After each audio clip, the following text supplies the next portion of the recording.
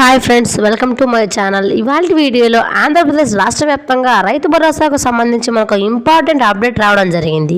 ఇది రైతన్నలకు కేబినెట్లో కూడా నిర్ణయించడం జరిగింది అన్నమాట. ఇక ఆంధ్రప్రదేశ్లో సూపర్ 6 పథకాలు అయితే కూటమి ప్రభుత్వం అధికారంలోకి వచ్చినప్పటి నుంచి వరుసగా అమలు చేస్తుంది. ఇక హామీలను ఒక్కొక్కటిగా అమలు చేస్తుంది. తాజాగా కేంద్ర ప్రభుత్వం రైతులకు 10,000 రూపాయలు పీఎం కిసాన్ యోజన పథకం కింద రైతుల ఖాతాల్లోకి జమ చేయాలనే ఉద్దేశంతో మన ఉప మంత్రి మోడీ గారు అయితే ఒకేసారి కూడా ఆ డబ్బులను మొత్తం కలిపి కూడా 10,000 రూపాయలు జమ చేసి టోటల్గా 20,000 రూపాయలు ఇవ్వాలని నిర్ణయాలు తీసుకున్నారు.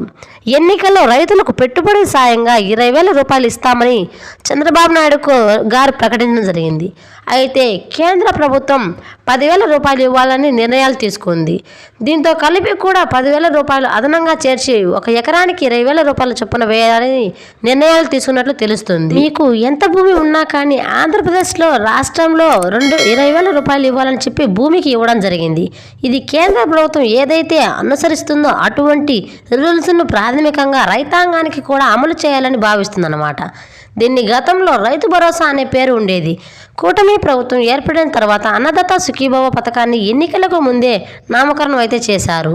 చంద్రబాబు నాయుడు గారు తాము అధికారంలోకి వస్తే 20,000 రూపాయలు ఇస్తామని చెప్పారు. కేంద్ర ప్రభుత్వం నిధులతో కలిపి కూడా ఇస్తే ఎలా అని ప్రతిపక్ష నేతలు ప్రశ్నలు వేస్తూ ధీటుగా సమాధానం చెప్పాలని చెప్పారు.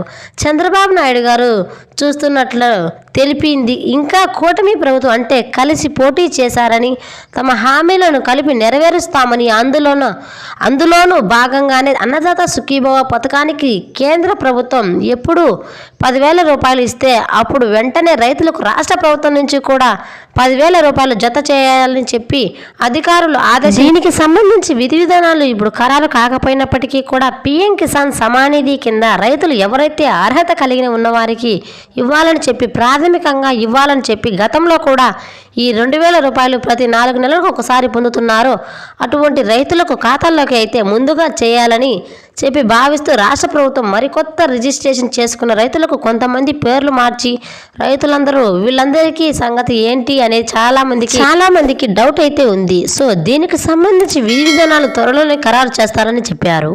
ఇదండి ఇవాల్టి వీడియో.